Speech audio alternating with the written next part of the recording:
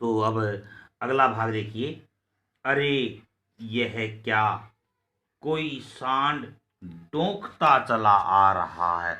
अर्थात सांडना डोंकना अर्थात उसकी आवाज निकलना, जोर जोर से हुंकार भरना। हाँ, सांड ही है। वह सामने आ पहुंचा। दोनों मित्र बगले झांक रहे थे, यानी देख रहे थे उसे। सांड पूरा हाथी है, उससे भिड़ना जान से हाथ धोना है। लेकिन न भिड़ने पर भी जान बचती नहीं नजर आती।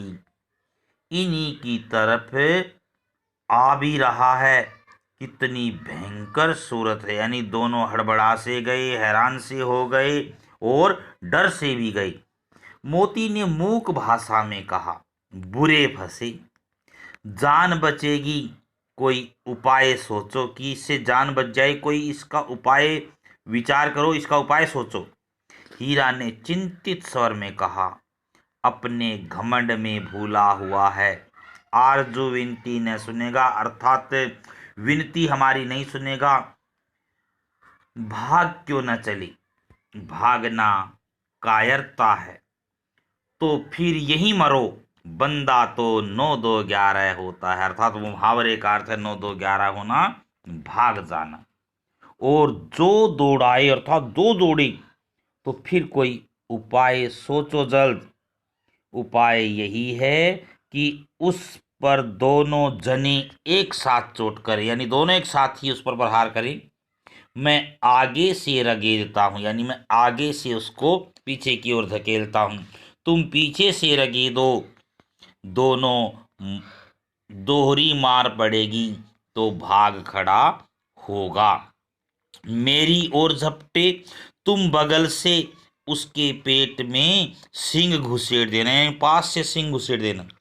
जान जोखिम है, जान को खतरा अवश्य है, पर दूसरा उपाय नहीं है, परंतु इसका कोई दूसरा उपाय नहीं है, इसके सिवाय हम इससे बच नहीं सकते। दोनों मित्र जान हथेलियों पर लेकर लपके। सांड को भी संगठित शत्रुओं से लड़ने का तजर्बा न था, यानी सांड को भी एक साथ दो से लड़ने का तजर्बा नहीं था, उसे अनुभव नहीं था।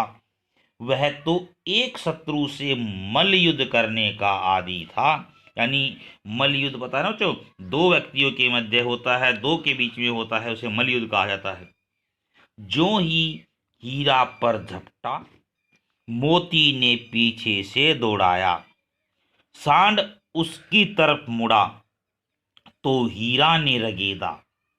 सांड चाहता था कि एक एक करके दोनों को गिरा ले, पर ये दोनों ही उस्ताद थे, माहिर थे, यानी उसे एक अवसर न देते थे। एक बार सांड झल्लाकर, यानी बहुत क्रोधित होकर, हीरा का अंत कर देने के लिए चला कि मोती ने बगल से आकर पेट में सिंग भोंक दिया, अर्थात सिंग लगा दिया, उसको चुभो दिया।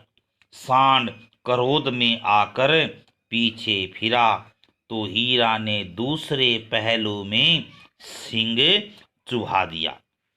आखिर बेचारा जख्मी होकर भागा और दोनों मित्रों ने दूर तक उसका पीछा किया, यहां तक कि सांड बेदम होकर गिर पड़ा। तब दोनों ने उसे छोड़ दिया। दोनों मित्र विजय के नशे में झूमते चले जाते थे, अर्थात उत्साहित होकर चले जा रहे थे। मोती ने अपनी सांकेतिक भाषा में कहा, यानी इशारे वाली भाषा में कहा, मेरा जी तो चाहता था कि बच्चा को मार ही डालूं। हीरा ने तिरस्कार किया, उसकी उपेक्षा की। गिरे हुए बैरी पर सींग न चलाना चाहिए, अर्थात जो शत्रु गिर जाता है उस पर हथियार नहीं उठाना चाहिए। देखिए, मुंशी प्रेमचंद के कहने का भाव ये है कि जब शत्रु अपने हथियार डाल दे, अर्थात अपनी हार स्वीकार कर ले, तो उस पर हथियार नहीं उठाना चाहिए। यह सब ढोंग है, दिखावा है। बैरी को ऐसा मारना चाहिए कि फिर न उठे। अब घर कैसे पहुँचेंगे वह सोचो, पहले कुछ खा लें तो सोचें। सामने मटर का खेत था ही, मोती उसमें घुस गया। हीरा मना करता रहा पर उसने एक न सुनी। अभी दो ही चार ग्रास खाए थे, ग्रास यानी घास के तिनके, कि दो आदमी लाठियां लिए दौड़ पड़े और दोनों मित्रों को घेर लिया। हीरा तो मेड़ पर था, अर्थात खेत के किनारे पर जो ऊंचा टीला बांधा तो उसे कहते मेड़, निकल गया। मोती सींचे हुए खेत में था, अर्थात जहां सिंचाई की हुई होती है। उसके खुर कीचड़ में धंसने लगे, वह भाग सका, पकड़ लिया।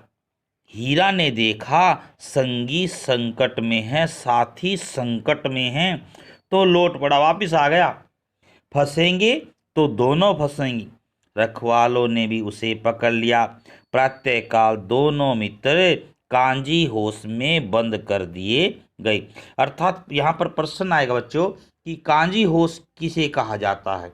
यहाँ मैं बता देना चाहता हूँ कि जहाँ प्रतिदिन पशुओं की हाजिरी ली जाती है वह स्थान कांजी होश कहलाता है।